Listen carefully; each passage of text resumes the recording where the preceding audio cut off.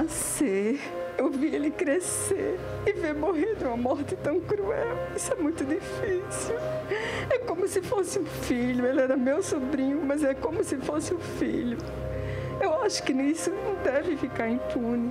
Isso não deve ficar impune. Eu gostaria de um apelo, um imploro para a justiça agir e agir rápido antes que essas criaturas fujam e consigam fazer isso com outras pessoas por aí. É uma situação que eu me sinto estarrecida, com o coração sangrando. E o pior de tudo é que já pegaram, já sabem quem são as pessoas e eu não entendo por que ainda estão soltos.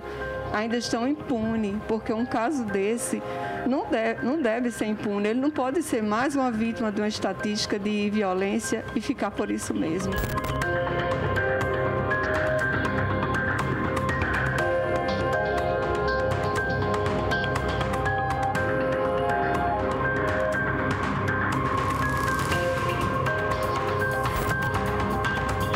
Olha que a gente pode ver, na verdade, aí, imagens aí da tia do Eliedson falando com a nossa equipe.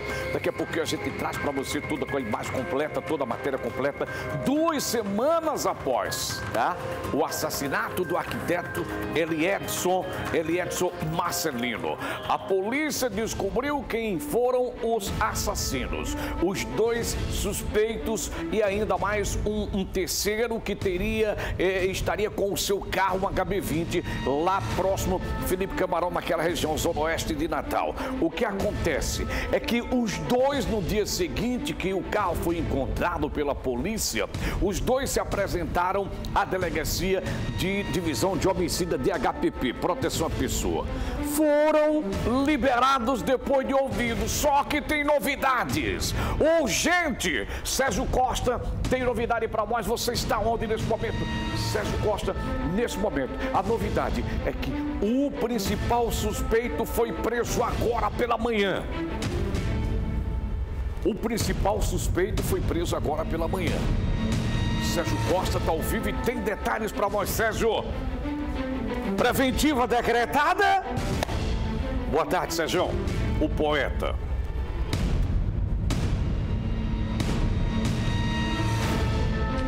Boa tarde, Ciro. Boa tarde a todos. Eu estou aqui na Divisão de Homicídios e Proteção à Pessoa, no bairro de Lagoa Nova, zona sul de Natal, ao lado do delegado Hernando Júnior, que preside um inquérito sobre a morte do Eli, como era carinhosamente conhecido, o arquiteto que foi morto a facadas no dia 19, também em Lagoa Nova. Eu converso com ele porque ele está com informação importante, justamente a prisão temporária de Igor de Souza Rodrigues. É isso mesmo, doutor? Boa tarde para o senhor.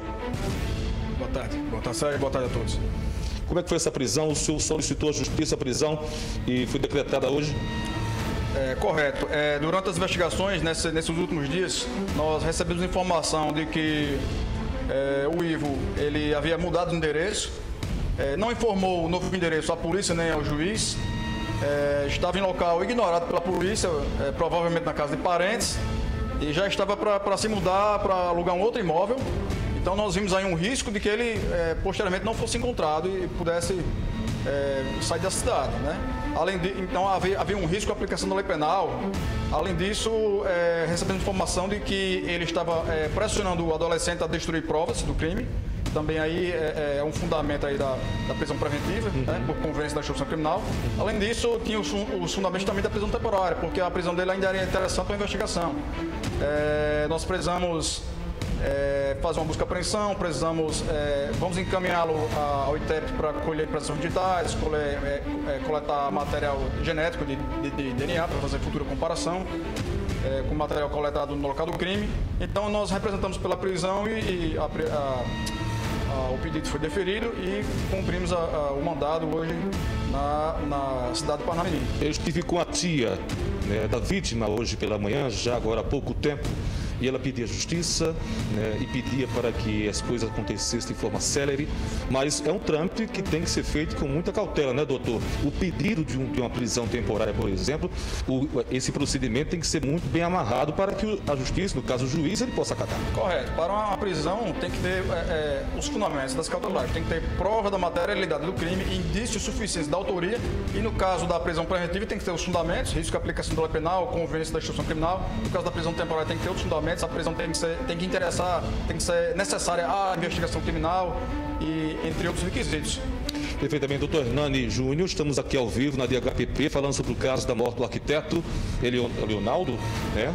Eliedson, na verdade, Eliedson, de 39 anos de idade, que foi assassinado cruelmente em Lagoa Nova, dentro do próprio apartamento. Na sua opinião, doutor, esse maior de idade, ele tem participação direta, né? Inclusive, este rapaz, o Igor, que a gente mostra agora, esta foto do jovem, inclusive o pai dele está aqui na delegacia, vai ser ouvido também, delegado, daqui a pouco, né? E este jovem da foto é o Igor, que está preso aqui na DHPP. Na sua opinião, qual foi a participação dele? Ele foi a pessoa que desferiu os golpes? Como é que o senhor já deu para analisar isso aí? Ou não, para não a polícia, nós temos já certeza de que ele foi o autor das facadas. Até porque no local do crime, segundo o delegado que foi o local do crime, segundo a perícia, a vítima provavelmente foi asfixiada antes de ser esfaqueada. Ela estava cianótica, estava roxa, então provavelmente acreditamos que o autor do crime desferiu um mata-leão, algum golpe, né? De jiu-jitsu, algum golpe de arte marcial, e depois ele foi na cozinha, pegou uma faca e voltou e esfaqueou a vítima. Depois voltou, pegou outra faca. Então, primeiramente, a vítima foi asfixiada, né? É o que acreditamos, segundo a perícia. Então, acreditamos que o adolescente, que era muito magro, muito franzino, teria maior dificuldade de asfixiar o Eliedson, em razão do tipo físico do Eliedson. Já o adulto, ele é bem mais alto, bem mais forte, acreditamos que teria mais facilidade de realizar isso. Não só por isso, mas além disso, de acordo com a prova testemunhal, todos eles apontam para o maior de idade. Tanto não só o adolescente, como também o receptador que foi preso com o carro também, a versão dele estava em contradição com a do Ivo, a do adolescente também estava em contradição com o Ivo, então tudo acredita que o Ivo que está mentindo. Daqui a pouco perguntar ao senhor sobre o adolescente, mas antes queria saber o seguinte: na sua opinião, nessa investigação preliminar, início do inquérito, houve premeditação? Eles já foram para lá para matar o arquiteto, doutor? Isso aí ainda está sendo apurado. Não temos como afirmar ainda que houve premeditação ou se a ideia surgiu no momento, mas ainda estamos concluindo o inquérito para chegarmos a essa certeza. Ele já tinha uma convivência afetiva com a vítima? O maior de idade? Eles alegaram que o maior de idade alegou que não, que conheceu naquele dia, mas ainda estamos investigando para saber se ele já tinha uma convivência anterior. Faz parte da sua investigação, doutor. Inclusive, parabéns pelo trabalho e sua equipe, que vem realizando um trabalho muito bom no que diz respeito a desvendar mistérios e crimes aqui em Natal. Faz parte da sua investigação também a questão de saber se, por um acaso, a vítima foi dopada? Porque a vítima, né, o Eliedson, tinha um porte muito físico, muito grande, era um rapaz forte, né? A gente fica perguntando, inclusive, na casa da tia dele hoje, por que de repente ele foi alvo de um crime tão bárbaro, se ele poderia reagir. Todas essas indagações serão melhor respondidas quando vierem os laudos periciais, o laudo necroscópico, o laudo de exame de local de morte violenta. Isso vai ser esclarecido. Tem um prazo para isso, doutor? Tem um prazo, geralmente de 30 dias, mas às vezes, dependendo da demanda, pode demorar um pouco mais. Sabemos que o ITEP tem uma grande demanda, mas o ITEP tem agilizado bastante a remessa desses laudos. Doutor, o maior de idade foi preso, né, sob força de um mandado de prisão temporária. Isso vai ficar cerca de 30 dias, é isso? 30 dias preso. O que vai acontecer com o adolescente de 14 anos que também passa por tempo? Nós vamos analisar qual foi a efetiva participação dele, já que ele disse que não estava no quarto, ele disse que ficou na sala e não sabia que o adulto ia esfaquear. Então nós vamos analisar se procede essa informação, a veracidade da informação do adolescente. E se ele estiver mentindo, nós vamos prosseguir a investigação, ouvi-lo novamente, realizar uma cariação e vamos analisar se é cabível alguma medida cautelar em face do adolescente. Por enquanto, nós vamos o caso ainda deve ser melhor apurado em relação ao adolescente. O senhor pode dizer para a gente que é um crime qualificado? Quais são as qualificadoras desse crime, a gravidade desse crime, o senhor pode dizer? Para a polícia foi um latrocínio, né? Um roubo seguido de morte. Para a polícia, a intenção do adulto, né, que foi preso hoje, era realmente matar a vítima para subtrair seus pertences. Tanto é que os pertences dele foram subtraídos. Relógios, celulares, dinheiro e o veículo. Perfeitamente. Doutor, o veículo da vítima foi encontrado em uma garagem já em Mangabeira, nas mãos de outra pessoa e pessoas que já tinham receptado este veículo roubado. O que vai acontecer com relação a essas pessoas que receberam esse veículo? Já tinham intenção de praticar outros crimes também com este carro roubado, na sua opinião? O homem que foi preso na posse desse carro, ele foi preso em flagrante por receptação e também por força de mandado de prisão por roubo. Tem alguma ligação com o crime? Ele alegou que não, mas ainda no decorrer das investigações, quando concluímos o inquérito, que vamos tentar chegar a uma certeza se ele tinha ou não. Mas é mais provável que não tem ligação com o latrocínio, é mais provável que ele tenha sido preso no receptador. Vida pregressa, ficha criminal do Igor, o senhor já fez uma análise da vida dele, ele já foi preso outras vezes, doutor? Não, por enquanto nós estamos checando, mas ele é réu primário, não responde, ele nunca foi condenado e não responde a nenhum processo. Nós vamos checar ainda se quando adolescente, se ele teve passagem. O senhor ouviu o Igor já agora há pouco tempo ou foi só uma oitiva preliminar ou vai ouvi-lo ainda mais essa tarde? Uma entrevista preliminar. O que ele chegou a dizer para o senhor? Só para a gente terminar a nossa conversa, porque você está ocupado e correndo aqui. Nesse momento, nós não o indagamos sobre o crime, mais ou menos. Nós dissemos que ele iria ser encaminhado ao ITEP para coletar impressões digitais e também ao laboratório de DNA para coletar material genético, futura comparação de DNA. Ele se mostrou de alguma forma fácil de conversar? O senhor acha que ele vai relatar detalhes a mais? Eu acredito que ele vai manter a mesma versão, que ele vai negar que foi o autor das facadas. Concluindo, na sua opinião, que preside o inquérito, o Igor foi o autor dessa Para a polícia, ele foi o autor. Doutor Hernando Júnior, muito obrigado pela sua participação ao vivo do Patrulha e parabéns mais uma vez pelo trabalho. Ciro Robson, está com você. Obrigado, Sérgio. Obrigado. Doutor Hernani faz um grande trabalho sempre em qualquer delegacia. Fúcio Roubos, ele faz isso também, esse grande trabalho que fez. 30 dias para a conclusão do inquérito. Estamos com 15, 17 dias. Os dois já foram identificados, foram ouvidos essa semana, foram soltos. Hoje a justiça colocou maior de idade na cadeia. O menor, doutor Hernani, disse, depende muito da justiça que a gente vai fazer. Ele disse que não estava no quarto quando o maior esfaqueou. Outro detalhe, aquilo que eu falei da Letícia, como é que os vizinhos não escutam alguém sendo esfaqueado? Porque alguém grita. A morte por faca é dolorosa, mais ainda, grita, esgana, depois de morto vai dar, agora pra que não já está morto? Pra que necessidade de dar facada pra quê? É pura maldade, pura maldade. E a justiça, a legislação do país é uma chibata mesmo, tá? A legislação desse país é chibata, sabe por quê? Aconteceu esse negócio. Tem dois jovens com um cara num apartamento. Um mata esfaqueado.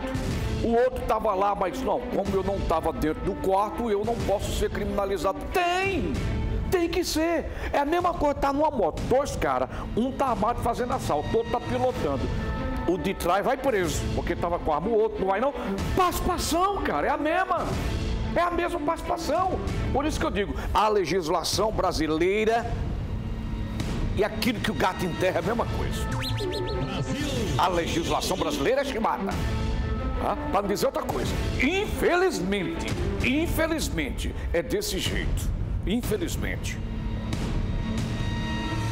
Daqui a pouquinho a gente vai trazer uma entrevista exclusiva com a tia do Eliedson, tá? A justiça, a família pede justiça, meu ponto caiu, Marcos. A justiça, a família pede justiça e aí você vai ver essa entrevista exclusiva e diz que os camaradas não aceitam que os camaradas estivessem soltos. A gente já tem uma notícia boa de que já foi preso maior de idade. O menor está detido, o delegado disse que vai avaliar o que é que pode acontecer, porque segundo ele, blá, blá, blá, blá, blá, blá, blá, blá, blá, blá, blá, blá. Tá? A gente traz essa entrevista daqui a pouquinho para você, viu? Daqui a pouquinho a gente traz esse assalto para você ver, claro, para você ver.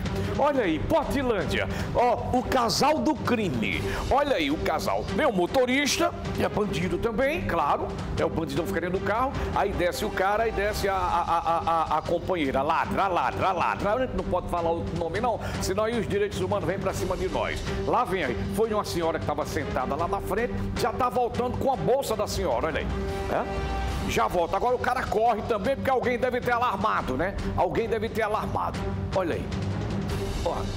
Olha aí, ele ajeitando a arma, E aí a gordinha vem, ó. Parou o carro, o que aconteceu? Eles passaram na rua, viram que tem uma senhora lá. Aí pararam o carro na esquina, desligaram o motor do carro, aí o farol, pelo menos o farol do carro. Dá um tempo aí de 2 minutos, porque a gente adiantou a fita aí, a imagem, aí desce o casal. O cara tá armado. E aí a mulher, que é mais, a mulher é mais perigosa que os homens, eu diria. Já vem com a bolsa da mulher. E o cara vem correndo agora. Olha, ajeitando a cintura. Olha aí, ajeitando a cintura. Entra no carro, corre. Por quê? Porque alguém alarmou. Vou entrar essa matéria para você daqui a pouquinho. A gente traz e a polícia já tem identificação mais ou menos, já sabe quem é essa mulher, tá?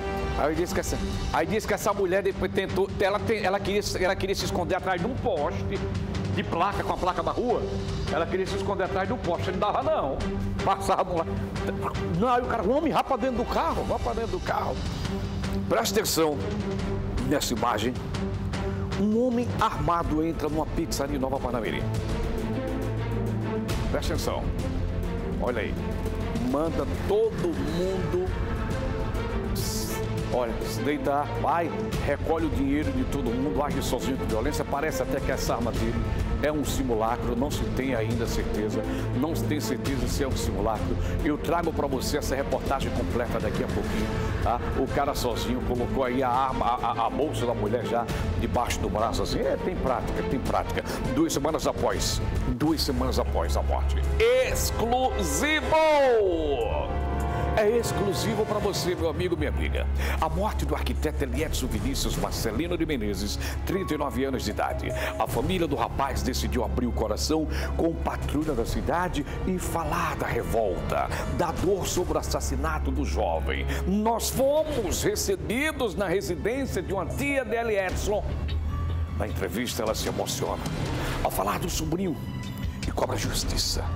Os 2 suspeitos se apresentaram à delegacia semana passada, saíram pela mesma porta, foram presos agora pela manhã. A família está inconsolável. A entrevista exclusiva no ar. Isso mesmo, Ciro, eu estou aqui na casa de Dona Margarete, a tia do Eliedson, o arquiteto que foi assassinado no dia 19 deste mês. Cruelmente assassinado. Dona Margarete, obrigado por receber a gente aqui na sua casa. Como é que a família está se sentindo diante de tudo o que aconteceu? Estamos em estado de...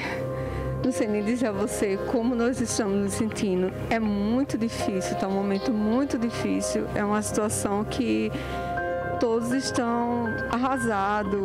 Minha irmã está inconsolável. Até hoje não consegue se alimentar, não consegue dormir.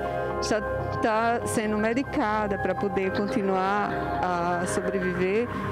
É uma situação que eu me sinto estarrecida, com o coração sangrando. E o pior de tudo é que já pegaram, já sabem quem são as pessoas e eu não entendo porque ainda estão soltos, ainda estão impunes, porque um caso desse não deve ser impune. Ele não pode ser mais uma vítima de uma estatística de violência e ficar por isso mesmo. Porque todos sabemos que acontece isso todo dia com algumas pessoas e isso sempre fica impune. Eu gostaria de pedir às autoridades que levassem mais a sério esse caso, que eles não deixassem essas criaturas impunes para fazer essa mesma coisa com outras pessoas, acabar com outras famílias, deixar todo mundo arrasado, porque fica todo mundo em estado de... Ninguém consegue mais dormir, ninguém consegue trabalhar. Nós estamos numa situação tão complicada que você não tem ideia de que estamos passando. Eli era uma pessoa muito boa, ele era muito querido por todos, inclusive trabalhava para se sustentar. E ouvir de outras pessoas como se ele fosse um vagabundo ou um qualquer. Isso ele não era. É tanto que ele trabalhava para se sustentar, gostava de tudo muito bom. Ele nunca fez coisa errada, como eu já ouvi de outras pessoas. Ele devia ser envolvido com alguma coisa desse tipo. Isso não é verdade. Quem conhecia, sabe que ele não é assim. Como era a relação dele, Dona Margarete, com a família?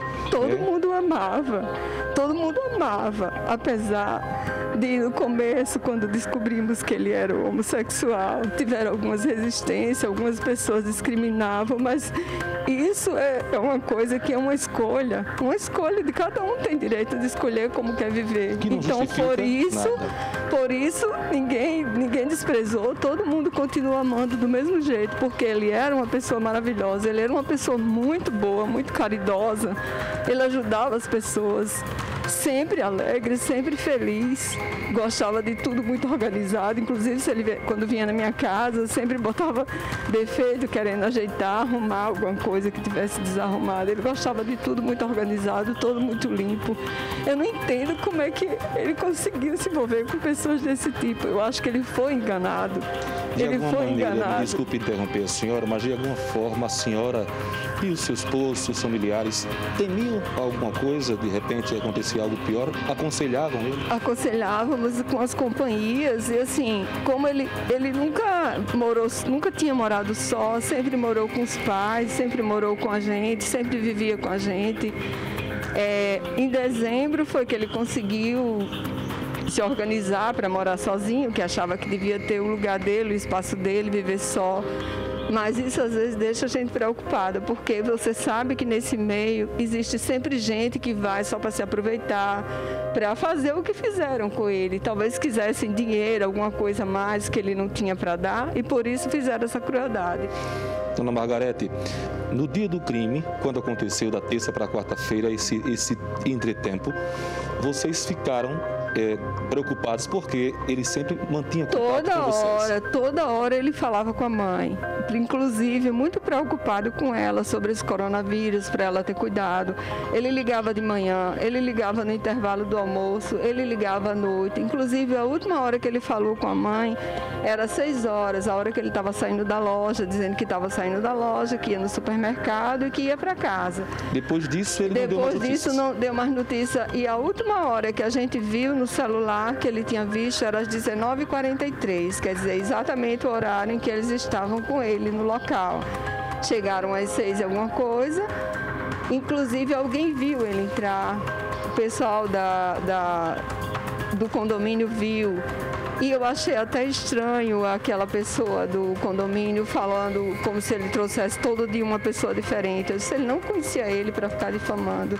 Ele não conhecia a índole dele para estar falando mal.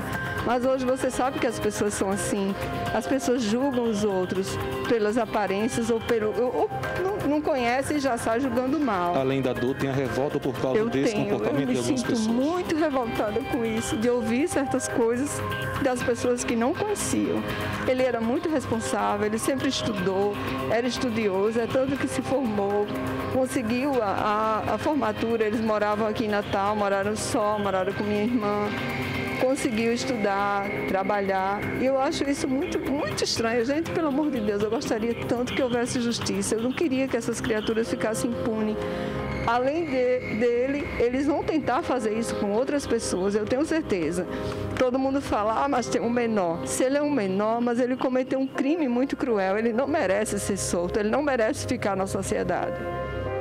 O que é que marca a história do Eliedson para a senhora? O que a senhora mais lembra dele? O que vai ficar marcado para a sua vida? Eu vi ele nascer, eu vi ele crescer e ver morrer de uma morte tão cruel. Isso é muito difícil.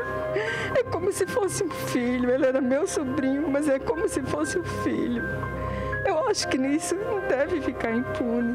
Isso não deve ficar impune. Eu gostaria de um apelo, um imploro para a justiça agir rápido, antes que essas criaturas fujam e consigam fazer isso com outras pessoas por aí. Essa sua preocupação também com outros filhos, né? Outras mães que podem sofrer, outras tias que podem sofrer por causa desses criminosos. Exatamente. A mãe dele não tem condição de nada mesmo. Ela está arrasada. Arrasada mesmo. A vida continua, mas vai ser difícil, né? É muito difícil, até que cure essa dor, até que sare.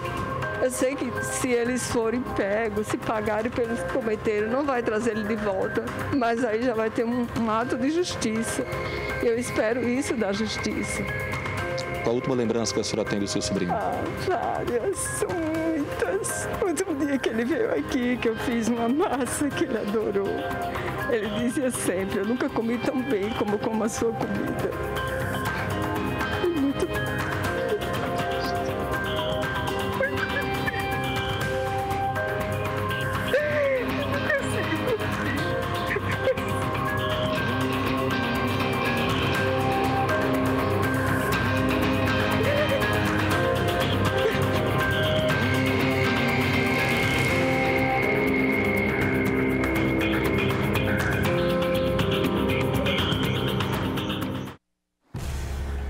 Eu não sei se é um consolo, mas os caras foram presos hoje pela manhã.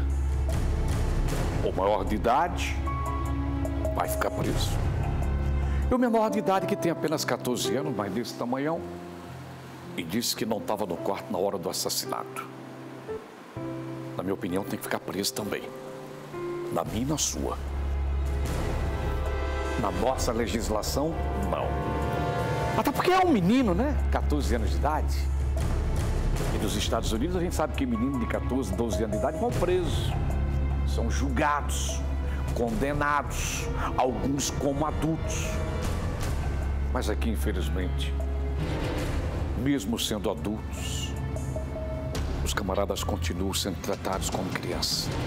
Pela justiça, pela legislação.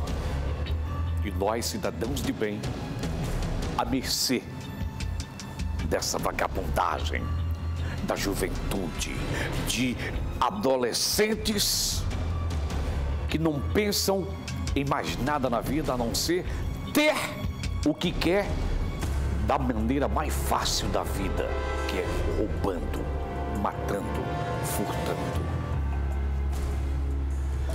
Você que é menor de idade, dá tempo ainda mudar, tá, de ideia. Você que é adolescente, que anda com quem não presta, dá tempo de mudar. Para que você não fique aí pensando um monte de besteira, para que você não vá para a rua mal acompanhado para fazer besteira e depois está no patrulha da cidade. Enquanto está aqui como preso, para você e sua mãe ainda está bem. Mas depois que levar um tiro na polícia e morrer, aí vai estar aqui também. Aí eu digo, eu só tenho pena da sua mãe. De você não. De você não, da sua mãe, muitas vezes do filho, menor de idade, porque bandido tem filho, né? Bandido tem mãe. E mãe sofre, independente do filho. Mãe nenhuma pede pro filho nascer ser bandido. Mãe nenhuma. E tenho certeza absoluta, tenho certeza, ela não tem orgulho do que você é. Pode ter orgulho de você, como filho, não como bandido.